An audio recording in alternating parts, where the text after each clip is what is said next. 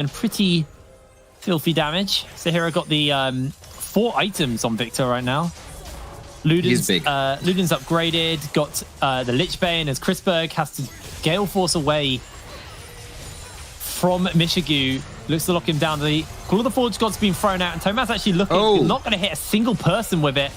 The Curtain Call's just going to layer in a little bit additional damage. Tamoz's ultis have been disappointing this game, unfortunately.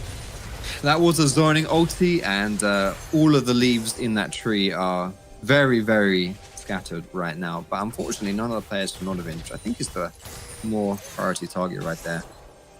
And something that I wanted to mention as well here, which as I'm bringing up this point, I've completely forgotten what the point was. Oh yes, it was the fact that Granite started Baron without Tamos to tank it, and no, that is not what they needed. Sahira has to go gold in the middle of everyone. Here comes the ulti though. Ericsson goes gold and gets himself the shutdown as the Chaos Storm is cooking him. They find themselves the shutdown, but the Lilting Lullaby lands onto everyone, and Mishigu just being zoned away from the fight by Curb. Curb should be able to take him out, but this fight is on all fronts right now. Touch is being chased. They're trying to turn it around. Galban able to jump away. They nod Dr. Chaos back. Here comes the Call of the Forge God. Here comes the turnaround. They get the knock up, and Dr. Chaos is sprinting to the wind as he just punches away, but Touch is chasing. Touch may lose his life here. Galban goes invisible. Galvan's looking for the shutdown, able to get it, reset to hop over the wall, and Nordavind somehow come out on top in a 2-for-3 team fight. What a close fight that was, though, and it started out so scary for Granite with Nordavind getting caught out with the Leona ulti. He had no flash, so despite the fact he was able to use the Zhonya's to buy a bit of time, wasn't able to survive. But here we go, we got a TP coming through. Tamos is back in. This is the Soul. Whichever team picks this one up, they're going to get the Cloud Soul. And oh my goodness, this is we've just seen one crazy fight. I've got a feeling we're going to see another. I think we're in for a lot of action here. Sharps in the area. They do lock down one, and that's Soul secured for Granite. Galben is able to jump away. That scared me a little bit there. I didn't know whether or not he was going to be able to get out. Sahira knows Zhonya's now, so he has to be careful until that comes back off cooldown, because this fight, as you can see on your screen right now, started because Sahira got caught. Yep. It's insane to me as well, though, that Granite were able to pick up this Cloud Soul in this game. Like, my goodness, they were getting suffocated out. It was looking like another kind of dull, low kill, but clean game from Nordavind. And unfortunately, for a team that has been struggling to the start of their NLC 2021 spring, getting a clean game here really would have been quite a confidence boost, I reckon, for this squad. But instead, they're really having to fight for their lives here, and it's going to be really coming down to the wire as they have now lost that Cloud Soul. But Baron's still up for grabs. These team fights still can go anyone's way. Absolutely. We wanted the circus to show up. We had two, I'm going to say it, they were frankly boring games. We had 2 boring games at the beginning of the day. I don't care, they were. Finally, we're getting something a little bit more competitive. It took us a while to get to that point. We have 40 minutes in, and just so you know, we are 13 minutes away from the longest game of the split. And I believe that was yesterday we set that. Mm-hmm. I think as well, one of the cool facts about being... Oh, that's the Drowsy. Okay. Cleanse being... Slash being burnt there from Jhin, who has both Cleanse and Slash, by the way. So definitely... Kill Mishigu. Yeah. Not looking to get CC'd in this game. Gale Force, QSS, Flash, and a QS and a Cleanse. Obviously, he doesn't have all of those options at the moment. The Flash still on cooldown for a little bit longer.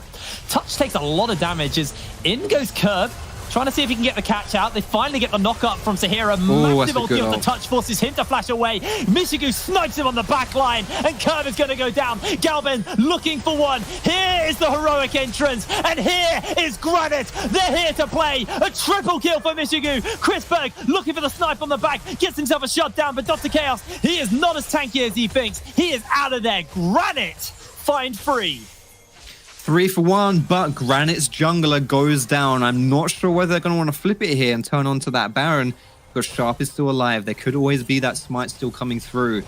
Great team fight there by Granite. Looked like they had the superior position as well, splitting up Nordavind. It is going to be a Baron play, but don't have that smite advantage. You've got to be careful. They're trying to bait. They're trying to bait. Tomas keeping it healthy. But Dr. Chaos is taking poke so consistently here. Sharp actually gets caught out by the stun. Here comes the call of the Forge God. Sharp's being zoned away. Has to use the stopwatch, but the Zorb is cooking him alive. Chrisberg looking for Zahira. Ooh, look at the damage from Zahira. Zhonya's is used. Baron is secured, and Zahira's out of there. Here comes the snipes. Can he find it? Oh! Mishigu can. Oh, my lord. And he gets red buff. Let's go. Oh, my goodness. Yo, Granite just turned this game on. Oh, I was a little bit nervous for them, but perfectly played at that Baron there to focus down the jungler so that Sharp couldn't get in for that smite steal. We're going to take another cheeky look at this team fight right here. Now, I want you to keep your eyes on Chrisberg, because at the top of your screen, moving to the right now, he doesn't get any auto attacks off while the most of this fight is happening. And that's really just it, honestly. Like, look at him. 0 auto attacks so far. We're still on 0. The replay has ended, and he's on 0 auto attacks. It's just positioning, like, not even to fault Chrisberg, but just positioning of the fight. But either way, we're going to get another fight in now. This is the ultimate coming in as they get the knock up. They've got the Chaos Storm, enough to send them packing. His Curbs just getting cooked. Touch takes so much damage from Zahira. He just can't survive this. And Granite may just have done it. Tower number one's going to go down. They're looking to zone away. Curb gets the slam back on the multi-members. Chrisberg trying to make a miracle happen. Mishigu goes golden. Zahira's looking for Sharp. Sharp's still going in as Chrisberg slides onto the back line. And he is just liquefied. Mishigu throws the ultimate. Hits one onto Touch. Touch is just going to have to run to the tower as he's locked down and shut down. It's a double kill for Mishigu. 42 minutes on the clock. And Granite take down Nordavind. I can't believe it. From the start of that game, I thought that was going to be the complete opposite. Massive props to Granite there. They said in the very first win of their split, they are not here to spectate. And my goodness, they were spectating for parts of that game, but when it really mattered, they definitely came onto it. And that was such an exciting game. For me, that's got to be the most exciting game of NLC's string so far. That was so fun. Honestly, I can't believe that turnaround. And can you hear it? The Granite hype train is pulling in, and coming up after the break, Conductor Mishigu will be here for an interview. We'll see you in a second.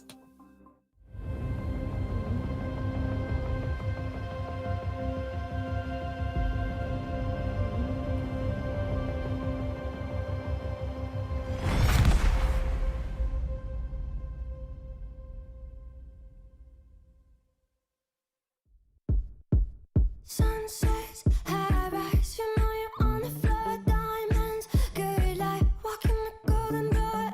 Everybody knows that you wanted more, more. Ice cold to the touch, we're gonna burn it down, bodies so hot until we hit the ground. Everybody knows that you wanted more, more. It's not my fault. I don't wanna talk about it, not tonight. No, you probably think about it, but it's fine. Playing all the same, you know there's no amount, 'cause money makes the world go round. I don't see a problem till it makes me sick. Dollars by the minutes, I'ma spend it quick. Knows I keep me down, but I'm doing it now, 'cause money makes the world go round. Sun kissed on my lips, the way I want it now. Don't trip, never slip. They wanna take me down. Talk is never cheap, so you say it loud, loud. Say it's not my fault. I don't wanna talk about it, not tonight. No, you probably think about it, but it's fine. Playing all the same, you know there's no amount, 'cause money makes the world go round. I don't see a problem till it makes me sick. Dollars by the minutes, I'ma spend it quick. Knows I keep me down, but I'm doing it now, 'cause money makes the world go round. Spend it till it's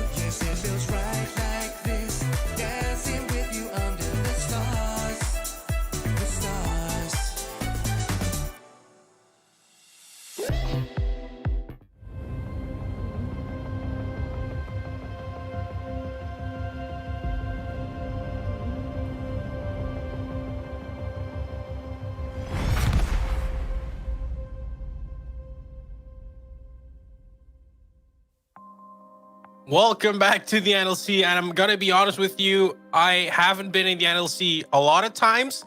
I'm not sure what I just noticed or witnessed, I need to say. See, I'm totally confused, and I bet for the new people that join us, you're confused as well. But if you want to witness it more often, be sure to follow the stream, be sure to follow the Twitter, because that was, I would say, beautiful, but also a bit hurting on the side of Nordov and Guldborg.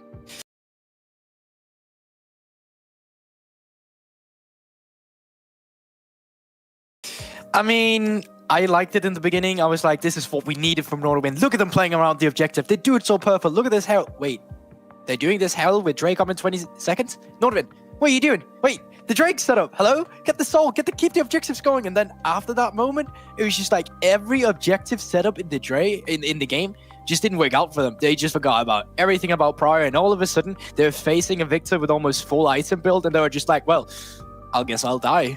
Yeah, but eventually it's Granite Gaming who would take the win, and let's have a small chat with the bot laner. And you need to help me with this. Is it Migishu? How you pronounce it? Well, I mean, it started off as Migishu, but it's more like Michigu now because it's rolls off the tongue better, in my opinion. Yeah. I mean, the game we just watched, the game you played, that was kind of they had us in the first half, but eventually you made it with the win. Can you talk me through that game? Well, from the Champion Select, we knew that we outscaled their comp pretty hard. So when we got that first Cloud Drake, we thought we were chilling pretty hard, actually, because we just know that, late game with the Jhin and especially Victor on, Zaira, hard to lose. Mm-hmm. Yeah, a 2 a week for Granite Gaming, that must feel great, doesn't it? Yeah, it feels amazing, actually. Because you also have a bit of an underdog position, right? Yeah, for sure. Since everyone was doubting us when we first came in, and now the only team we actually lost to is BTXL, and that wasn't unwinnable, so... Next week, you have a new challenger, a team we've spoken about before, a team we've seen playing today as well. They've been labeled as the 3rd seed in the NLC. I'm talking about Tricked. They're the team you're playing against next week. How do you feel about that game? What are your expectations of that? I think it will be a great game. I don't have any big expectations. We will play our best, and hopefully they do too. And if we play our best, I think we can actually win it. I hope that too for you. Enjoy the 2-0 week, and we'll see you next week. Thank you. Yeah, a bit of an underdog position here. Jamada doesn't feel too terrible about their performance. Are they a little bit misjudged when it comes to their performance? I mean, going into the split, sure, you could definitely say that, right? No one really had much of an idea of how Granite was really going to do. Everyone just kind of said, all right, well, 6th place team in this group. That's just going to be the end of it. But, Sahira's got the hype train going. We just heard from Michigu there as well. And yeah, I think now people actually are starting to believe in them. Going forward onto Tricked, it's sort of a different beast. But, they've been the underdog so far. Maybe they do actually surprise us. Yeah, because we were a bit surprised about the way they drafted Guldborg. But eventually, what Michigu said, we scale better. And we're eventually able to take that win. It kind of felt like they knew what they were doing. Kinda. I would say that they were scaling to the point where the Nexus maybe would have exploded in a better setting, but they made it work by coming back here with good priority around their Drakes when Nordwind didn't know how to do it. So you gotta hand that off to them. They were good at punishing mistake in the mid game, and we said it coming into it. This was gonna be the close one today. This was the rough one. Yeah, and we're gonna head into the drawing board as well, Guldborg. I mean, the game started off pretty stale, pretty boring, but eventually we got the fiesta, we got the kills we were hoping for. Yeah, and here's the thing, I just talked about this, Trick never good enough on the setups. These were the kind of Drakes where you need to be the first one on the mark, and you're just not. It's Granite here who's gotten the vision. You can see it here. It's them who's got the control of the Drake. Or, yeah, there's still the ping balls coming in, but you don't own the area anymore on the side of Trick, and that's kind of the problem. So you can see as the fight pans out here, this is the position where Victor wants to be. This is where Victor is in his win condition, and you gotta hand it off to Sahira. This Gravity Field coming in here pretty much single-handedly nets them the comeback. After the 2 carries out, there's only leaving the rest of them to just get picked up by the rest, and still Sahira on the backside, playing on maximum range, staying away, zoning 2 members, and that just means going into it, this is where they lose to Drake. Yeah, and deserved win for Grand Gaming, who would take the 2-0 week. Jamada, any thoughts yet about that game still left? Because let's be fair, the mid game was an interesting one. Just different priorities from Nordavind, you know. I've got to say, it's disappointing to see a team like Nordavind lose a game from that kind of map state. So, you know, a lot of review to do there from that point on, because realistically, the game shouldn't be hard to close out from that point. So I think, honestly, something like that, it just takes a conversation. So hopefully for them moving into next week, we don't get that same weird objective priority. And they could actually close out a game like this, because that realistically, they should be 2-2 off a lead like that, in my opinion. Yeah, 100%. Because at the end, it was decision making, because it was at one point where they started the Baron and backed off of it. And Goldberg, you were actually pulling your hair like, why would you do that? It was just, I felt you had tools in your arsenal to take that game, and obviously that's the thing, you gotta rub you back. But at the same time, Granite Gaming, you gotta give them praise for staying level-headed. Definitely. They were calm, and they weren't panicking. They were not making mistakes. A lot of times you will see a team try to go for desperation plays instead. Like, Nordavind was able to sneak a Baron away, and they were still keeping their head cool on the side of Granite. They were not afraid to step up when it mattered, and you saw that here. Yeah, you did see it here. And what you're also going to see is the last game of the day. We're going to head into a break, but when we come back, it's going to be Dusty taking on BTXL. And that might be a game that, well, I've been told that might only go one way, and you want to see what way. So stay here, and we'll see you after the break.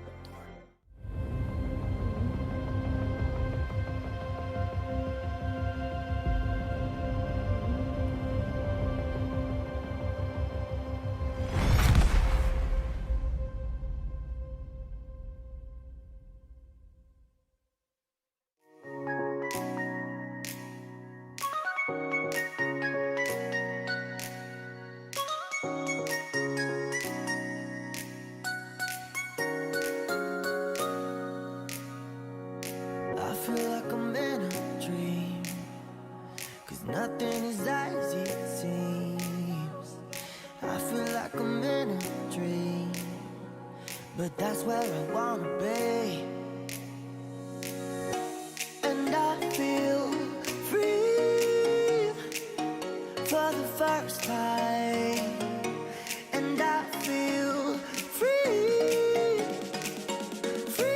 for the first time. For the first time. For the first time. For the first time. And I feel free for the first time. And I feel free for the first time.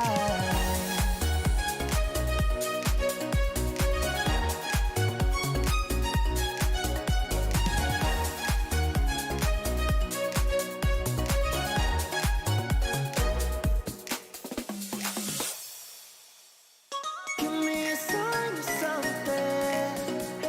I could really use it right now. Give me a sign of nothing. I'll be looking to the clouds. For the first time. For the first time. For the first time. And I feel free for the first time. And I feel free for the first time.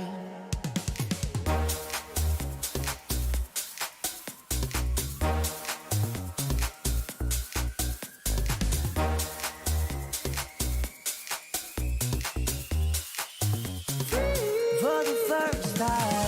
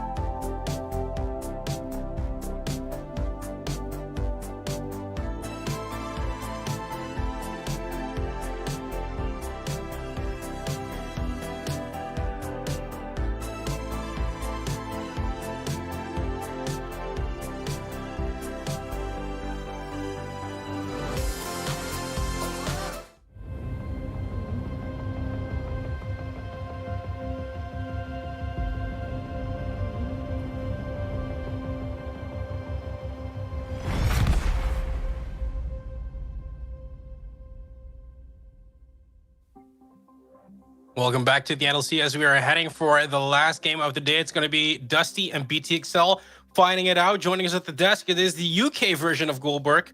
It's Foxdrop. Welcome to the desk, Foxy. Thank you very much for having me here. Yeah, we had a really, really exciting, well, I would say exciting games. That's not really true. We did have an exciting game, the last game of that we just saw, and I'm looking forward to seeing the next one. I reckon that's going to be pretty poggies too. Yeah, Dusty versus BTXL. BTXL being one of the tournament favorites, always has been. It's always been about these two academy teams in the NLC. How has BTXL been doing it so far, Jamada? Just what we've expected from XL in general, just straight domination in almost every single game. A few, like, you know, shaky moments here and there, but, you know, even our super teams do have those. So looking towards Dusty, I think they're just expecting to kind of sweep them aside. I almost kind of feel bad for Dusty at this point, because, like, you know, you lose your first 3 games and then you're like, hey, who's our 4th game? Oh, it's XL, the academy team. So yeah, it's not gonna be pretty. That's my expectation, Colin. But let's be fair, there's also a miracle waiting to happen, and maybe it's happening today here at the NLC as we are diving into the pick and ban. Yeah, we see Seraphine taken out, all of being taken out. Not really the unusual suspects here, folks. Yeah, a lot of junglers being banned away, which we've seen so much during NLC, and not just NLC, honestly. Just all in all, across the world, everyone hates junglers. I think the world can unite against that, honestly. Screw junglers. And first pick here for BTXL, Hattrick is going to get his eye on the TF. I think he's played this one before. I kind of do consider Hattrick's quite a good TF player, so... Oh, wow. Ooh, I like that as an answer. Yeah. Camille plus Galio. Yeah, because the Camille plus Galio, that opens up some engage here, Jamada. What are we actually going to see from this Camille? Because, I mean, you're playing against Orome, and Orome is a pretty experienced top laner. Yeah, I mean, so with the Dusty response, right? It's kind of what I want to talk about in general. What's nice about this is the Galio can still kind of go bot, and if Legions feels like he wants to take something else into the TF, he can. But just in general, matching globals like this, it just means that TF might not necessarily have all of the freedom to make the plays that he wants on like any wave, because Galio can just press a key and he will be there just as fast. I'm kind of curious about the Gnar lock-in into Camille though, because Camille is kind of considered a bit of a counter into the Gnar. So we'll have to see what XL actually planning to do with the Gnar as the game kind of goes into the mid. Any thoughts on your side, Fox, about that? Yeah, legit. Like, so Flaxish hasn't had the strongest performances so far in NLC. And we even saw a game where it was Chelm played Talia. And I think Flaxish got like 2 kills in the lane phase, but he still wasn't really a factor, wasn't really an impact player. So I do wonder whether Orome, who I think are actually on the opposite side of things, is probably the best top laner we have here in NLC. If he just doesn't really care, he's just like, fine, I'll just play Gnar. Don't really mind about the 1v1, and then I'll, you know, just be a bit more useful as it goes on, be a bit more of a big body. And at the same time, like, you can always attack a Camille on a side lane. Like, I like, you know, the Galio response, meaning you can try and like hop into that as well. But if Camille does get a little bit crazy on the side, you have Twisted Fate, right? You can jump in and try and simmer down what she wants to do. Yeah, 2 more 80 carries being taken out by Dusty in the second ban phase here. XL answer with Graves and the Hecarim. That's a lot of junglers. Lilia's still open. Is that what they are aiming for here, Jamada? Dusty very easily could. I mean, I think it's probably the highest prior jungle still up unless I'm missing one. So I would maybe expect it. At the same time, though, Dusty have also... Hey, Okay, right. Jarvan. Yeah. I think we're back in season 6, maybe. I think they're just going for something that uses Gore Drinker. That's it. Yeah, maybe. But what I was going to say is Dusty also banned out 2 AD carries because BTXL haven't picked up their AD carries. But at the same time, neither of Dusty. So they kind of just moved the prio list down a little bit in that same breath. So gonna have to see how they make this Jarvan work. Like we say, the Gore Drinker Jarvan could probably be the angle. Yeah, it's the combo with Galio has always been really scary with Jarvan. So you pop the engage, then Galio jumps on top, and you've got that the Cataclysm, which just locks everyone in, and then Galio bundles in as well. I do think though, like when you look at the side of BTXL, like who do you really catch in that combo? Twisted Fate, absolutely. Yeah. but that's kind of it. Honestly, like, you know, Nidalee jumps down. Okay, so we are going to get a mage in the bot lane. Jake was talking about this actually last game. If you listen to what he says, because he chats so much nonsense, but he was talking about how he wants to see more mages in the bot lane. And here you go, you're going to get Ziggs. Thoughts on both drafts so far, Jamada? I like this last second pivot actually to the Ziggs, because I think there's not too many AD carries that are up that can really match the lane priority that Xayah can sort of buy on her own. And you've got the Thresh there to give the Ziggs all the freedom in the world to kind of just overextend if he wants to. And there's not crazy amounts of hard engage from XL, so the Landon has even more value in that sense. And it's just going to be maximum range follow-up from all of this dive that Dusty have actually given themselves on the top side. To round it up, Foxdrop, XL is the heavy favorite here. Where is the win condition for Dusty if they want to make this work? I think they just got a bundle comp, just got all in. You know, like I mentioned it, Jarvan Galio, but then with the Ziggs as well, just throw his stuff in there too. You just basically lob everything you've got. Whoops, punching my mic there. Lob everything you have. Bow, bow, bow, just like that. Enthusiasm. Exactly. I'm a method actor, mate. And then you just hope that something blows up and it's not your Nexus. We'll have to see. We're going to head on over to our caster. It's going to be Gold, Bork, and Hipbrain. And you can put those names together however you want to, but we are going to the caster desk for our last game of the day. It's going to be Dusty versus BTXL. Gold Rain, baby. Let's go. How's it going, mate? You all right? Yes, I've been waiting for this. And if you didn't say that, I was going to say it. Of course. All right, so XL versus Dusty. Obviously, a bit of an uphill climb, to be fair, for Dusty. As you're right, mate, just going up and down. No, like, the camera is a bit weird, but go on, go on. What do you want to say? Right. So Dusty definitely got a bit of an uphill hill to climb here. However, we are seeing things like Hoy's locking in his Ziggs. This is a bit of a classic. If you've seen Hoy's for the last few years, this is a champion he does pull out from time to time. I'd call it his pocket pick. We've got finally a Galio mid. We've had Galio support quite a lot. This is the Predator Galio mid. Normally he pairs up with the Proto Belt and just looks to roam around the map as much as possible. So I like what Dusty have put together. It's how are they going to execute it against arguably one of the strongest, if not the strongest team in the league. And one of the things with Dusty though, Jake, was they've had a lot of issues with their execution. So I think like you know in doubt what you're doing with this composition. You're going in and like you said, Hoy's here and it kind of signals your pick. If you watch the UKLC, you kind of always expected Archu to be the sixth guy. Also in the Nordics, we've always had Hoy's with this champion instead. And it does feel like we're watching a bit of cheeky invade coming out from BTXL, starting out with this one. A bit of a stacked stun card. Yep, Flaxish going to take it.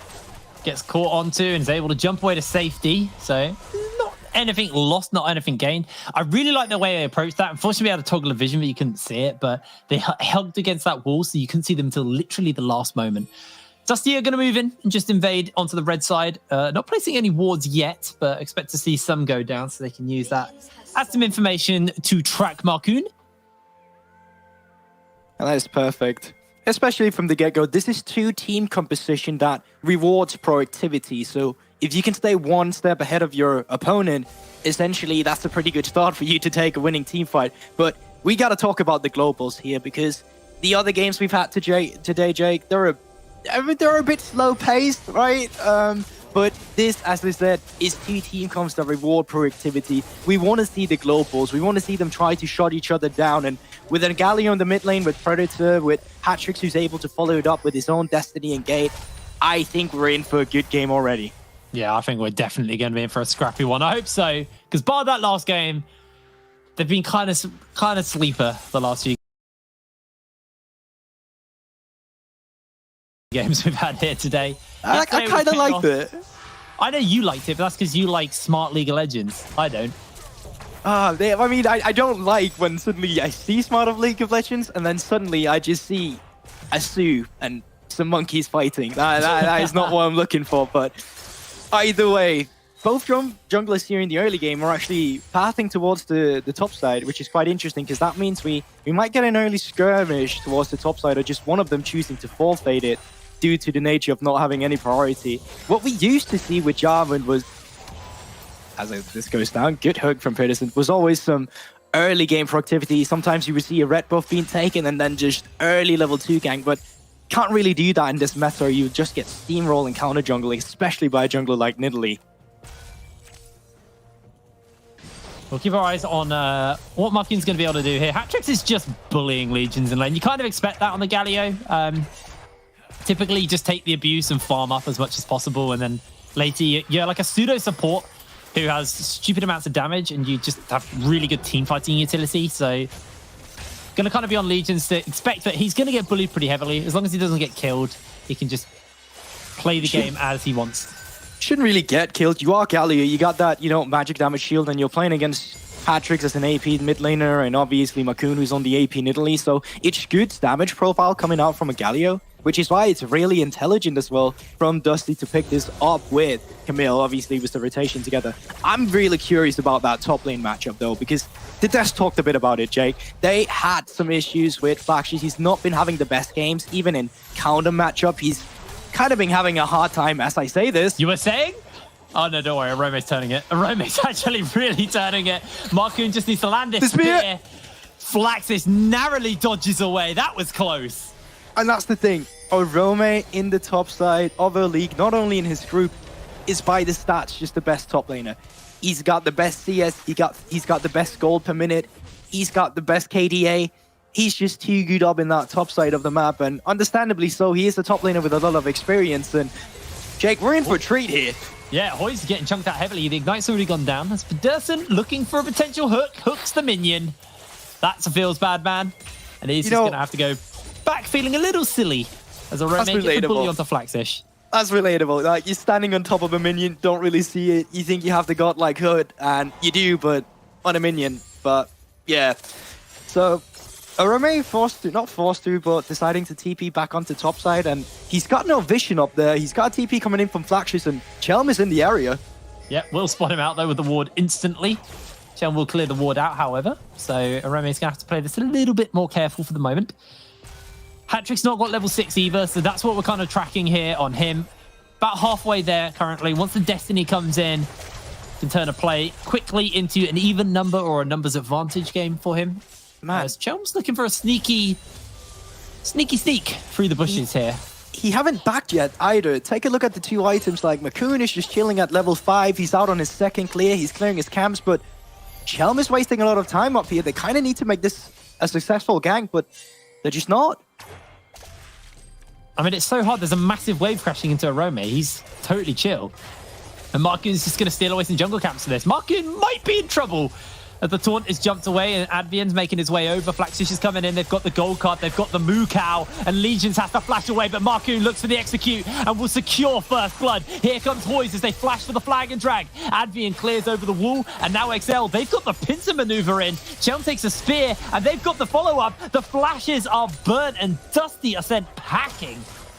It's an absolute disaster, and they chose to bring Hoyes up to that team fight as well, bringing in the TP while the spear almost misses Chelm here, but essentially Deadly is just left for himself here, and this is what BTXL used to love to do, create plays around the map. We don't care. Deadly is just going to soak resources for himself.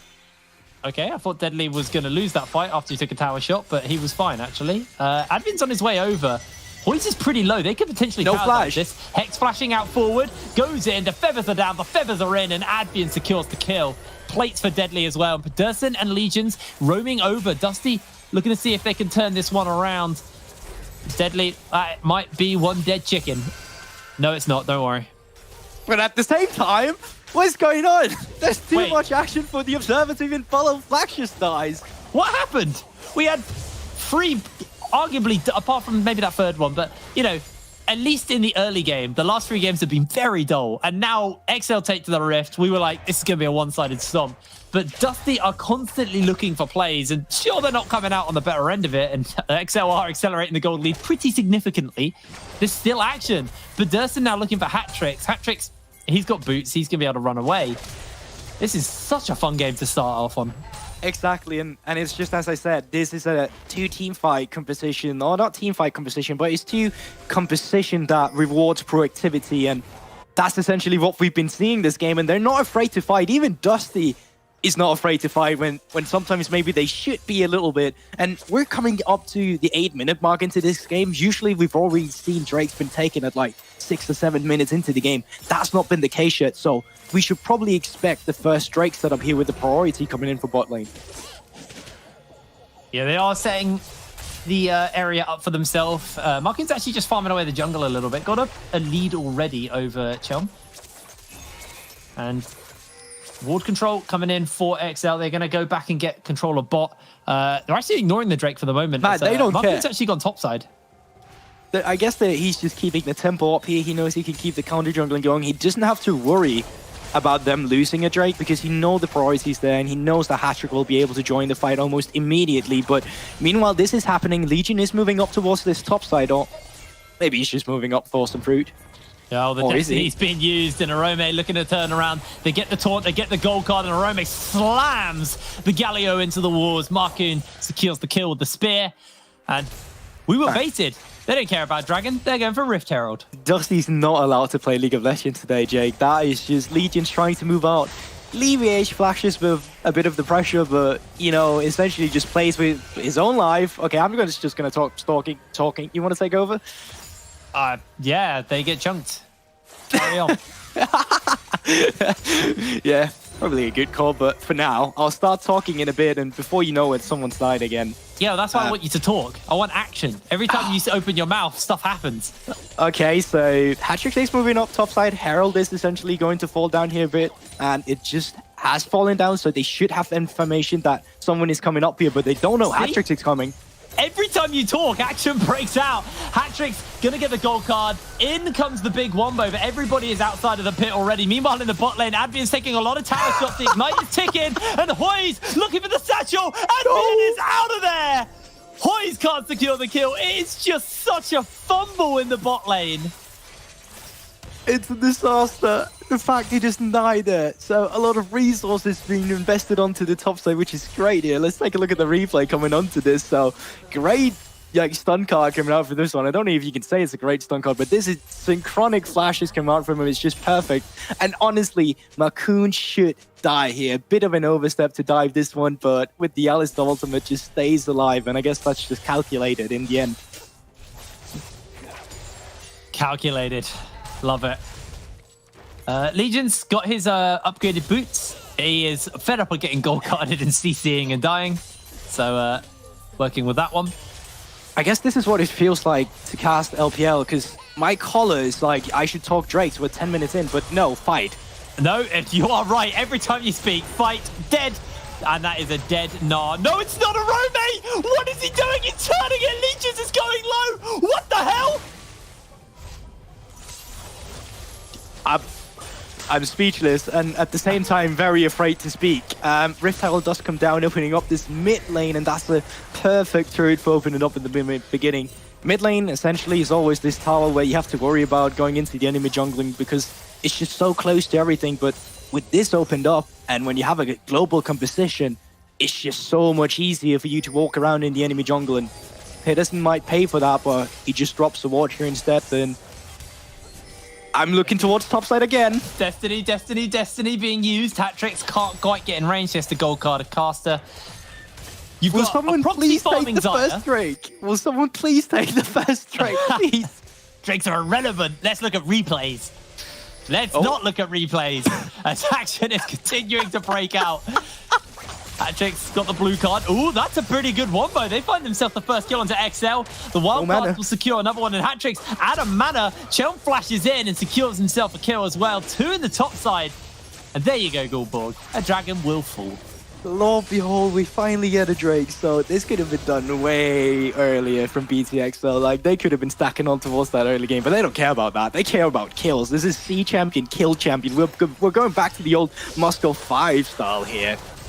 And while the reset should come out pretty synchronized in a bit from BTXL because they died, they have TP on the side of Arome. Nope, he just decided to TP. Never mind. I'm not going to talk about a fight just breaking out all of a sudden. But that does create a TP advantage onto Flaxus. So if we're looking onto fights around the bot lane, or if you just want to force something out of nowhere, which kind of seems to be the thematic of this game, you got the tools onto that.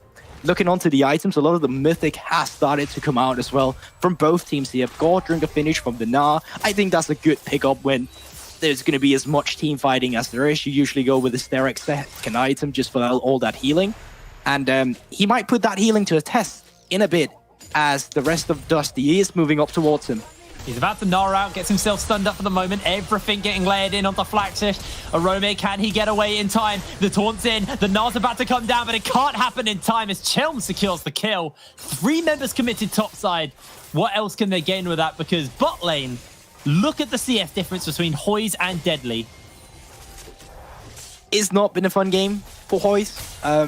There's a reason why we don't see too many mages in the bot side right now. Also because the scaling coming out from AD Kyrie's with what now is the Gale Force or the Kraken Slayer for those who choose to build it, is just so phenomenal for them. It is just a huge power spike. That it's also the reason why you see even leagues like LPL has started to be kind of slow in the early game, but as soon as the mythic items come through, they just decide to fight because it's just such a huge spike. We'll see what item we try to convert that into. 1,500 gold. How's enough to upgrade? It's the Gale Force. And all bar supports now. We're getting there. Flaxish actually hasn't. He's got the building of the Divine Sunderer, so should be kind of close. And after getting a kill and a bunch of plates, actually goes to the Triforce. Okay, sorry, that's Triforce as well. Still getting baited by some of the new items, or some of the item component changes, I guess. That's okay. Hey, Jake, what are you calling Twisted Faith's mythic item? Oh, yeah, you flamed me earlier. So for anyone, we have a little chat where the production can talk to each other. And Gulbuk flamed me because I didn't realize it's not Hextech Protobelt anymore. It's just Rocket Belt. It's coming out of Prototype and they finished it up. You know, a lot of items that have been in Prototype for a while have been finished. Victor doesn't even have a Hex Core anymore. It's out of Prototype. It's just finished. He just has it. Yeah, and I feel like specifically the Protobelt was a bit of an unnecessary name change. It was just for the sake of it to be a bit wonky. But here you see Deadly moving forward with the Gale Force, this power spike for these AD carries. I called him a chicken earlier, and actually he is a glorious eagle. Hunting the small Yordle.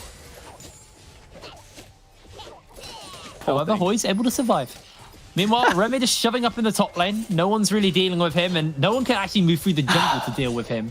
And here's the thing, like, they've had so many issues just answering the individual players from the side of BTXL. Like, this gold lead obviously is from the open map already. There's only one inner turret left in the mid lane, but now with this Rift Tower coming down 15 minutes as well, you don't want to use this in the mid lane. You want to use it on the outer turrets. You don't want to get the inhibitors down just because we're only 15 minutes into the game. You don't want to give him the leash of picking up 90 gold every time the spawns a super minion because you can't really use that pressure for anything. There's no Baron, there's no thing that will help you just put the finishing touches to the game. But with 1 minute coming out in the Ocean Drake, and I see no real way of Dusty actually challenging this, I think that Dusty will just give it up and we will see BTXL continue having this pressure until they just decide to go for a desperation play, because that's kind of what we're looking for right now. We want to see this Camille Galio combo work now.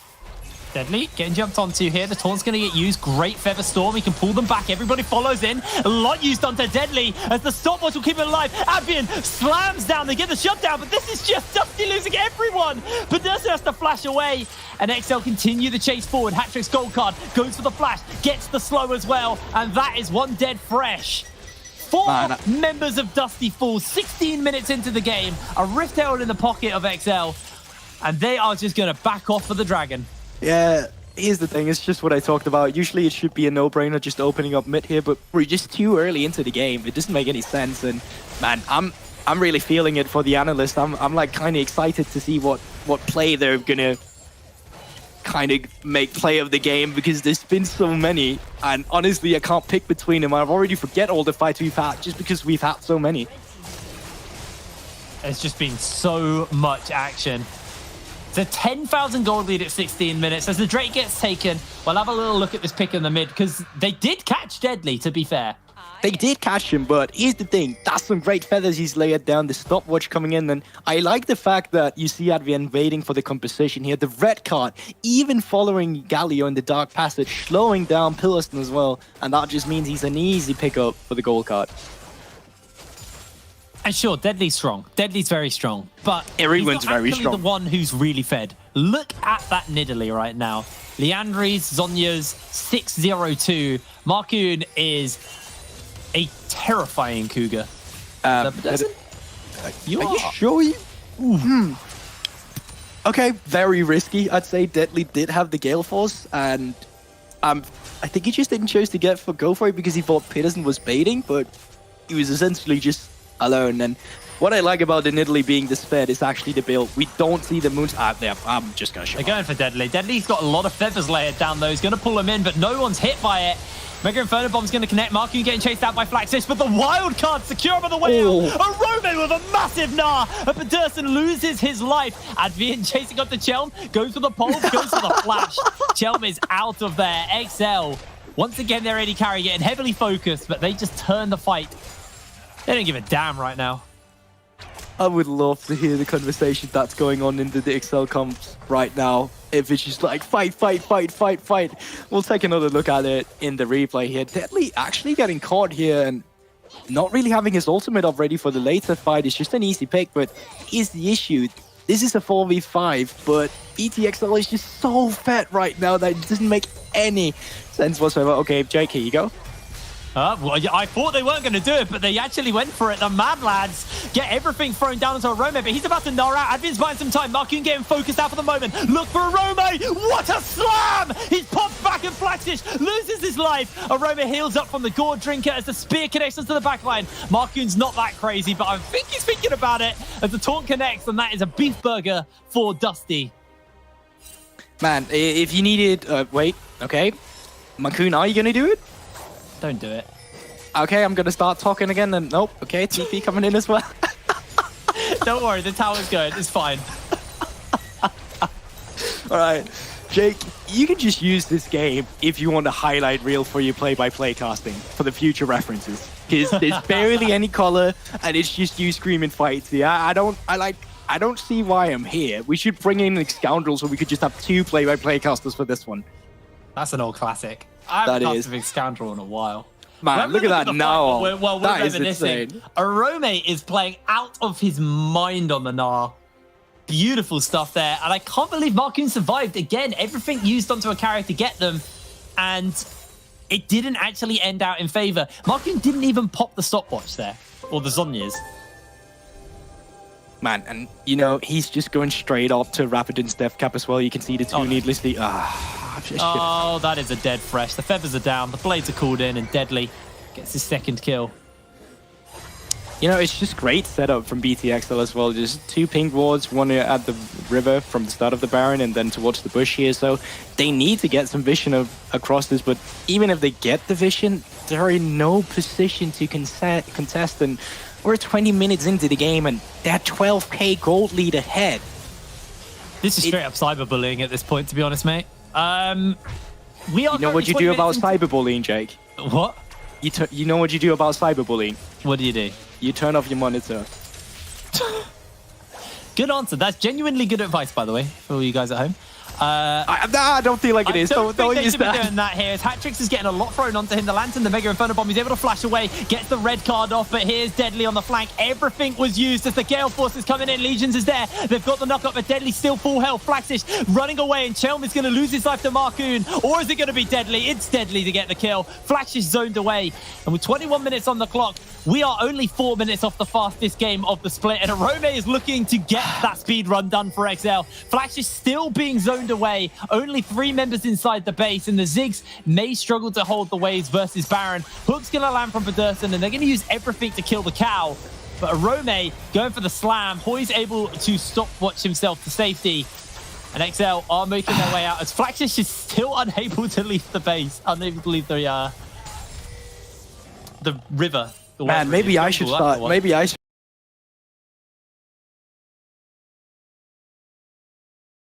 start play-by-play casting instead, just to, you know, say something here. He's dead. There you go. That was... I feel so sorry for Flaxish. He just wanted to base. He just wanted to reset. Man, I feel sorry for all of this because I actually like the idea they had coming into this with the composition. Jarvan maybe being the biggest question mark, but you could take it back to the early game. Chelm was using so many resources up in that top side, trying to get flashes ahead, and Orome just playing it cool and calm and collected, not trying to overextend ever, and that just meant that Makoon was able to counter jungle the whole time. He was able to get the tempo and the clears and the leveled up faster on his side of the camps, and just getting this up. And I don't know what we're getting a replay of here because the fight was so long, but once again, they are very good at finding the picks with their composition. You got to give that to them. But even if they make it out to a 4v5, it's still not ever enough. And this is actually a 5v3 because meanwhile, the Rome's pushing up the top side, trying to take down the inhibitor, and they still can't win. Well, as we fade out of the replay, Baron's on for a tiny little bit longer. Destiny's getting used, and that is just so Markoon can spot where everyone is, make sure that his team aren't getting flanked. Arome will take down this top lane inhibitor. Still got that Baron. Towers are getting sieged up on multiple fronts, and Ziggs not really the best at killing these cannons from the distance. They do finally take it out as the Baron fades, and XL shoving waves into the members of Dusty. I don't think we're going to get the quickest game of the split here unless Dusty just throw it down into Deadly. Looks like they're going to do so, and Deadly throws out the ultimate to keep himself alive at the moment. Legion's looking for the lamb, looking for the slam, as Legion's is going to go down. Shortly, Markoon finds the execute, and here is Arome hopping in with the Roomba Stomp, as you call it, getting himself a double kill. Blackfish is caught out by the cards as well, and XL find the ace. They're going to find the base as well. What an absolute stomp. That's the only words I have for it. There's no reason to break it down with any analysis. It's just BTXL really flexing with their muscles here. They've got a minute 23. They're going to do it. They've got a minute 23 for fastest game of the split. They can't do it. Surely not. The death time is a 10 seconds. Like, there's no way you can do this. The rest of them are coming in. You can go for the reset here, start pushing in the other inhibitors, and I think that's what they are going to do here because you would just be overextending. There's no need to risk it. But man, Makoon, once again, he's one of these players that kind of looked a bit unsure on the roster on BTXL in the beginning, who's a bit, I don't want to say coin flippy, but uncertain at sometimes. But this game, this is what I expected from the young rookie. Like, this guy's 18 years old. Like, he is so damn good at the game. Give him a champion like Nidalee, he can really flex what he's capable of. 12k, he's got the most gold on the entire map. Lord. Just look at the difference between him and Chelm right now. That is uncomparable. Disgusting. Like, you versus the jungler, she tells you not to worry about right there. Here comes the cow as Pedersen gets a hook, but that might just be his demise. They try to throw, once again, everything onto Deadly. Deadly's actually caught out as Hat-Trick's now going 1 versus 3. Is able to get himself 1 kill. The gold card's in. He's dodging away on a lot of things. The Predator's chasing. Flaxish hook shots in, hook shots out. And Advian takes a minion to taxi forward towards Flaxish. But once again, they are still finding these picks that they need to kind of stay alive here now. That's the reason why they haven't ended yet, but we still might be looking at it. Mid lane is being pushed in now. Top lane and bot lane inhibitors has falling. So this is the last inhibitor we're looking at here with only 3 members alive and 10-second death timers. We're looking at the last fight. This is definitely that last fight. They've got that Gnar available, and Legion's not slammed into the tower. Tactic's doing a little bit of work over the wall. Chelm gets himself a big knockup. This might be that Wombo, only catching on to Advian. The rest of the team are alive, but Arome is just doing so much work. Hat-Trick gets himself the gold card off. The hook lands onto the minions, and the Proto Belt forward. Hat-Trick is doing the work, finds himself the kill, and Arome is just setting a double kill, make it a triple kill. No, he's rezzing. Hoyes will be able to escape with his life, but 26 minutes on the clock, over a kill per minute. BTXL close out week 2 here at the NLC in a stomp in style.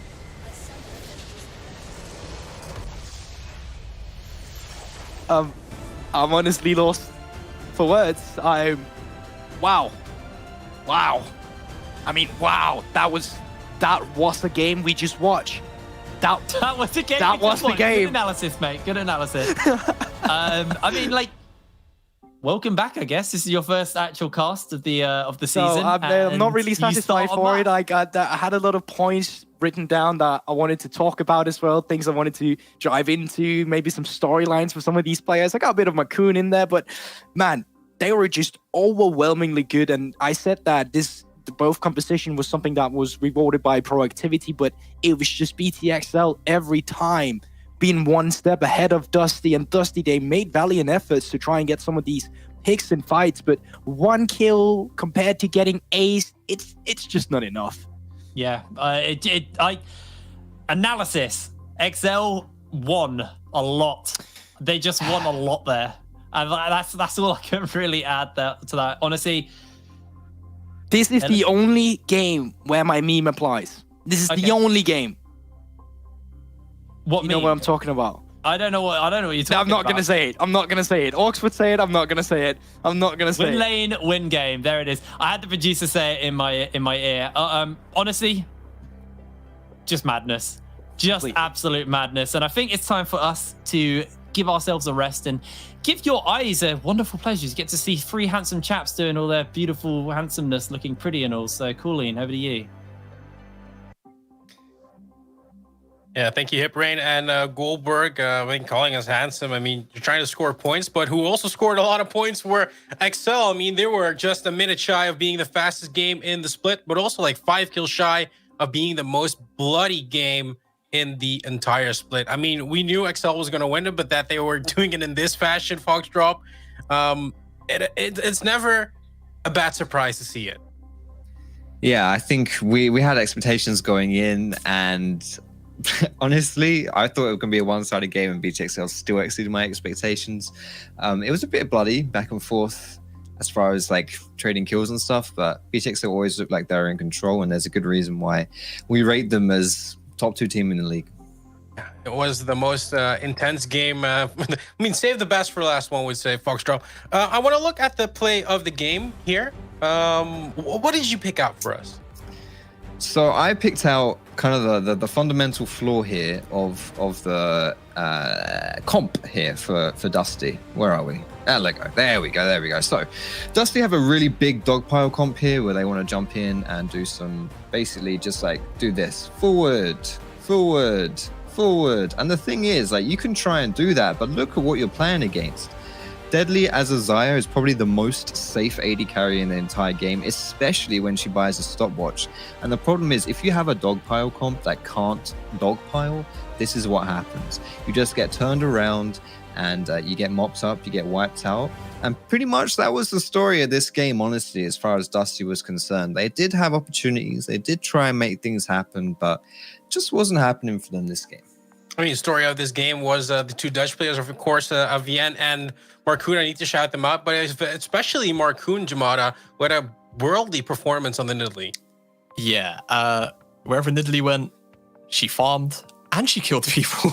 Yeah, Markoon just kind of put on a show for us on Nidalee. It's not often that we get to see Nidalees in regional leagues in general kind of pop off as hard as we just witnessed. So, very nice to see as a jungler myself, and of course, Foxdrop, the man, the myth. Wait, as well. you're a jungler? Yeah. I thought you played AD carry. No. But Dusty never really found they tried to find opportunities onto Orome with the Camille, but they couldn't. And on the opposite side, the Dusty bottom side was just getting destroyed over and over and over again. Deadly had like a 40 CS lead at 10 minutes, something ridiculous. Yeah, and talking about the man himself, let's head on over to Orome that Jamada just mentioned. Orome, thank you for joining us here at the interview. First of all, congratulations with the win. But second of all, how has the team been so far? Oh, it's been really great. It's like a breath of fresh air. Being in this team, everyone is so willing to work with each other and improve. And I've never been in such a team environment where everyone is so motivated. And we are all good friends. Yeah, and looking at the competition, the NLC, I mean, it's not a secret. It's a bit of a different environment of where you used to be. How have you been experiencing it so far? I try to focus on myself a lot, so I don't care that much about what competition I'm up against. For me, going to a game day is like just a normal day. So yeah, we just focus on ourselves, and it doesn't matter where you are. It matters how you do. Earlier today, I spoke to Febivan, the mid laner for Fnatic Rising, and I've mentioned this multiple times this stream today alone. It's all about these academy teams. It's all about Fnatic Rising taking on BTXL. How are you looking forward to taking on Fnatic Rising? I mean, because in the end, there's only one team able to go directly to the group stage in European Masters. I don't think about that too much. Like, my philosophy is focus on yourself and do the best you can, and everything will be okay. No matter who you're up against, I think about it the same way. Even if it's Fnatic Rising, even if it's some other team, for me it's the same. Yes, Romain, thank you very much for your insights and for your time, and enjoy the win, and of course the rest of the week, because it's a weekend now. Thank you. I like how humble he is, Foxdrop. Yeah, I mean, it's a really, really good outlook to have. You just focus on yourself and then everything else falls into place because, I mean, that's the only thing you can control at the end of the day. So, and hey, it's working. He's like one of the best players we have here in the NLC, and it's always a pleasure to watch him go. Yeah. Before we wrap things up for today, let's look over the day, because let's be fair, the last game was the best game we've seen so far in terms of entertainment. But overall, what we've seen today, Foxdrop, is a lot of macro play of these games. Yeah, this is what. Yeah. We had quite some cerebral League of Legends today, or as Jamada put it, suffocating games. You know, where teams just play the map, they play smart, and they get it done in the end. I think the first two games are great examples of that. And to be honest, I think it's a bit of a testament of the skill that we do have here in the NLC as well. It's nice that we can have teams that can put on performances like that. But of course, we did have some action towards the end of the day today, and it wasn't all just suffocation. Yeah, Jamada, how did you experience today? Well, I think I'll speak for probably a lot of people. The first half, a little bit resident sleeper. The second half, halfway through the North of Finland Granite game. Yeah. This game was so weird. I mean, yeah, the back half of the North of Finland Granite game and the BTXL and Dusty game, you could just have an entire highlight reel of just those two games from today, and it would be just fine. But yeah, no, it was nice to get at least a little bit of a diversity, I suppose, in the kind of games that we had. We had the very slow, I'll coin Foxdrop's cerebral League of Legends gameplay into some just hardcore, just straight up, we want to fight, we're not going to stop, we don't even need objectives, just straight caveman fights. Caveman fights. Yeah, it was good to get that after a pretty slow start to the day. Yeah, sometimes one would say there's a bit of a mismatch everywhere, or at least some games we've seen today. But I want to focus on the MVP of the day, Jamada. And I know you've looked at one specific player, and I heard he's like one of the best victors ever. Yes, so I originally had down best victor in the NLC, but I didn't know how I felt about saying it like that. But yes, Sahiro, honestly, in the Granite game, not necessarily by himself turned the game around, but just his individual performances in some of these team fights towards the back end of the game were just absolutely fantastic. Destroying the backline of Northern on multiple occasions, and of course at the very bottom there, Chad interviews. Honestly, this man's interviews his interview was so damn good. I hope we get to have him on the interview desk more.